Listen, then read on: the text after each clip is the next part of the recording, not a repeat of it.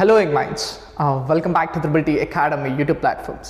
So ಎಲ್ಲ ವಿದ್ಯಾರ್ಥಿಗಳು PU ವಿದ್ಯಾರ್ಥಿಗಳು ಎಕ್ಸಾಮ್ನ ನಿಮ್ಮ ಬೋರ್ಡ್ ಎಕ್ಸಾಮ್ಸ್ನ ಫಿನಿಷ್ ಮಾಡಿದ್ದೀರಾ, KCETಗೆ ಪ್ರಿಪೇರ್ ಆಗ್ತಿರ್ತೀರಾ. ಇನ್ನೇನು KCET ಎಕ್ಸಾಮ್ಸ್ ಅಪ್ರೋಚ್ ಆಗ್ತಿದೆ, that is 18th and 19th of April.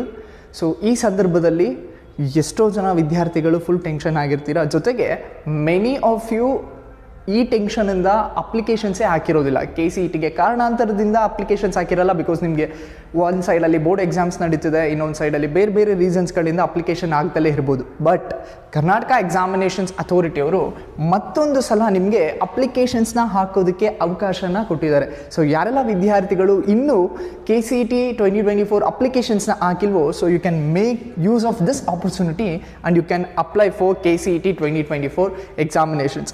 So Karnataka examinations ಅಥಾರಿಟಿಯವರು ಬಹಳ ಸಲ ಎಕ್ಸಾಮ್ ಅಪ್ಲಿಕೇಶನ್ಸ್ ಡೇಟನ್ನು ಮುಂದೆ ಹಾಕ್ತಾನೆ ಬಂದಿದ್ದಾರೆ.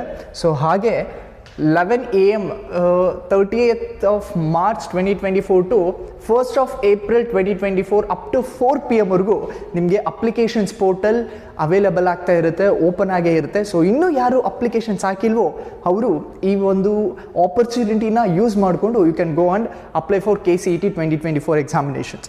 ಬಟ್ ರಿಮೆಂಬರ್, ಯಾರೆಲ್ಲ ಈ ಒಂದು ಅಬೌವ್ ಡೇಟಲ್ಲಿ ಅಪ್ಲಿಕೇಶನ್ಸ್ ಹಾಕ್ತಿದ್ದಾರೋ ಎಲ್ಲರಿಗೂ ಸಹ ಬ್ಯಾಂಗ್ಳೂರೇ ನಿಮಗೆ ಸೆಂಟರ್ ಆಗುತ್ತೆ.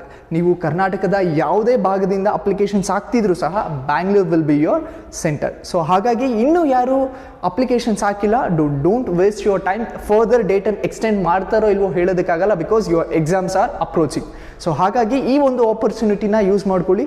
ಇನ್ನೂ ಯಾರೆಲ್ಲ ಅಪ್ಲಿಕೇಶನ್ಸ್ ಹಾಕಿಲ್ವೋ ಗೋ ಆ್ಯಂಡ್ ಅಪ್ಲೈ. ಹಾಗೆ ಈ ಒಂದು ವಿಡಿಯೋನ ನಿಮ್ಮ ಫ್ರೆಂಡ್ಸ್ ಜೊತೆನೂ ಶೇರ್ ಮಾಡಿ, because this is very informative. Thank you and all the best.